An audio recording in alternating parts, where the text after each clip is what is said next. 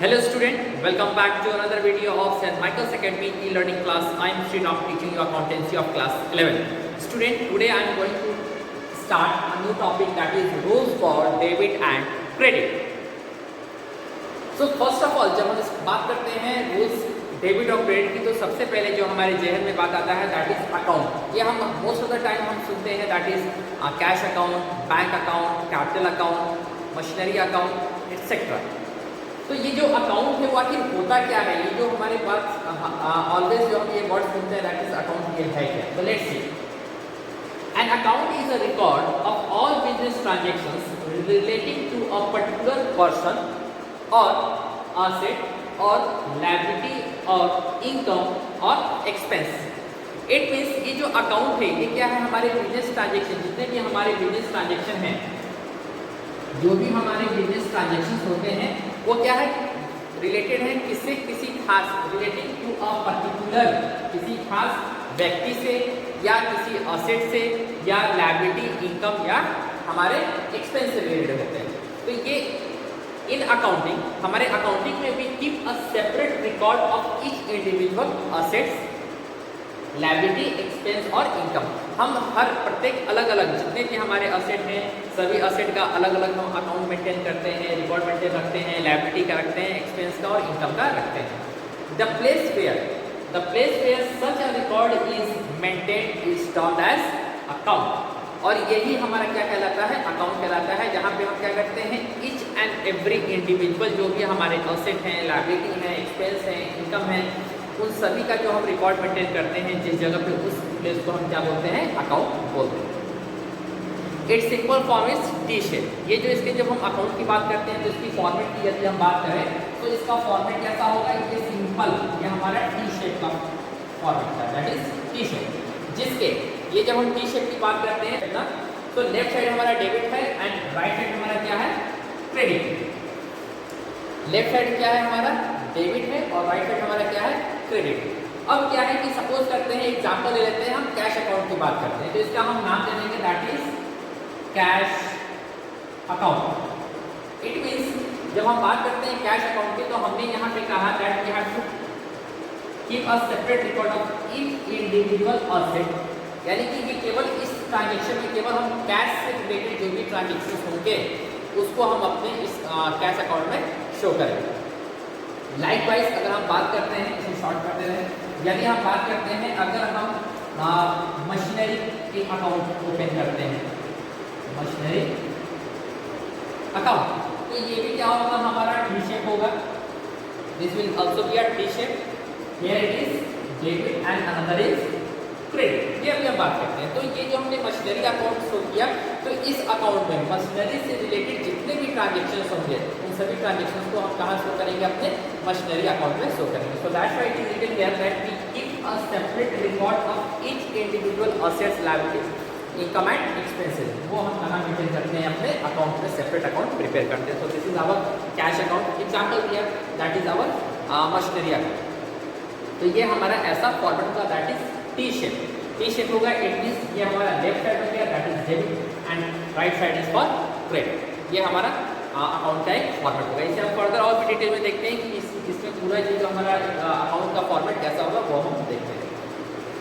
Friend, here is we are having the proforma of a account. कि जब भी हम कोई पर्टिकुलर अकाउंट प्रिपेयर करेंगे तो उसका क्या फॉर्मेट होगा, क्या उसका परफॉर्मा होगा. सो अर्लियर जब हमने बोला that we are having the account in T shape, किस शेप में होता है, टी शेप में होता है. सो यहाँ से अगर हम बात करें तो अगर इसको यहाँ से अगर हम डिवाइड कर ले, it means we are having the left side and we are having the right side. तो ये दो भाग में बढ़ गया, that is T shape. Now the left side it is for debit column and for the right side it is credit column. अब इसमें कौन कौन सी चीज आती है, तो फर्स्टली जो होगा हमारा that is for the date, another is particulars, then after journal value JF and amount. ये हमारा होगा डेबिट साइड का आइटम्स. लाइकवाइज जब हम क्रेडिट साइड की बात करते हैं तो हमारा क्या है, डेट होगा, पर्टिकुलर्स होगा, जर्नल वैल्यू होगा और फिर ये हमारा अमाउंट हो जाएगा.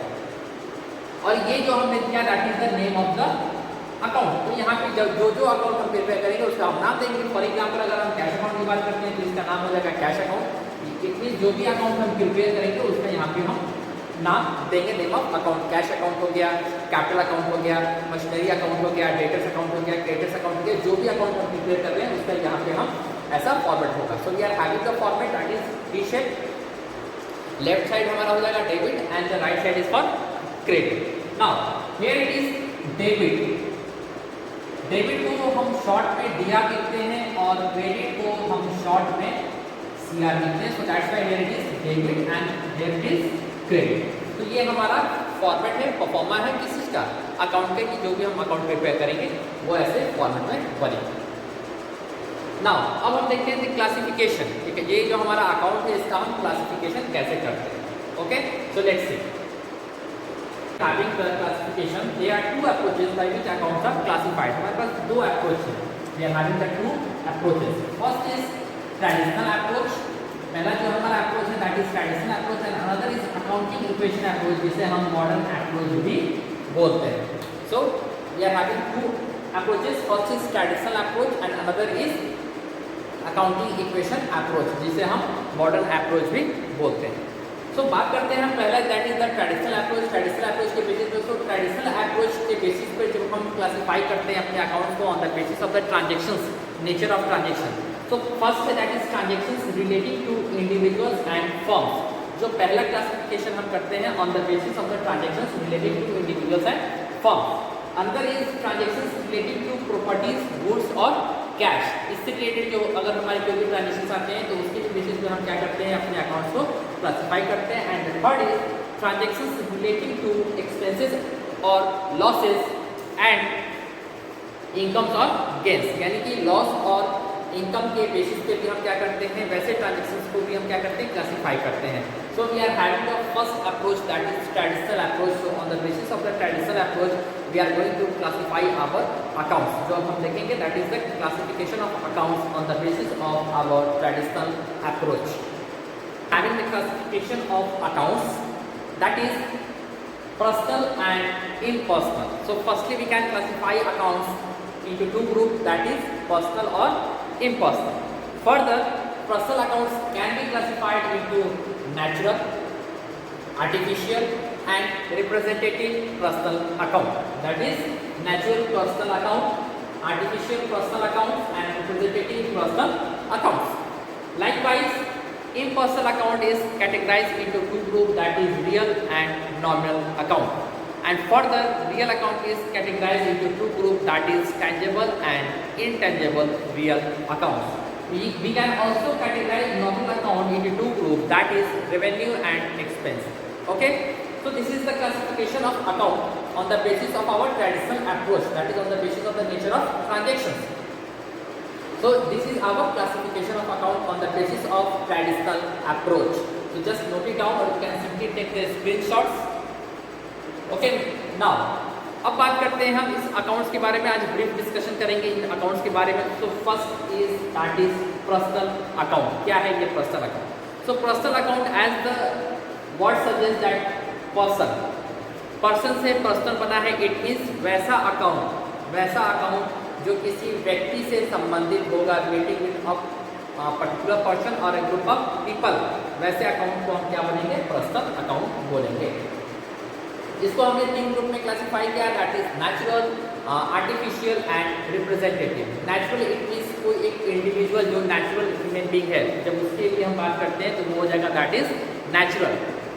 Artificial that is representative, it means जो रिप्रेजेंट कर रहा है किसी ऑर्गेनाइजेशन को, वो हो जाएगा हमारा artificial. And representative it means ये ग्रुप को, जो ये ग्रुप को क्या करता है, रिप्रेजेंट करता है, वैसे अकाउंट को हम बोलेंगे representative personal account. Now real account बताता है जो हमारे असेट्स से रिलेटेड होंगे, उसे हम बोलते हैं real account. And nominal account बोलता है वैसे अकाउंट जो हमारे इनकम और एक्सपेंसेस से जो रिलेटेड होते हैं, वैसे अकाउंट्स को हम बोलते हैं nominal account. Okay my dear student, तो ये है हमारा आज का क्लासिफिकेशन। कल के नेक्स्ट वीडियो सेशन में हम इसको डिटेल में समझेंगे, पढ़ेंगे। Okay, so till then have a good day.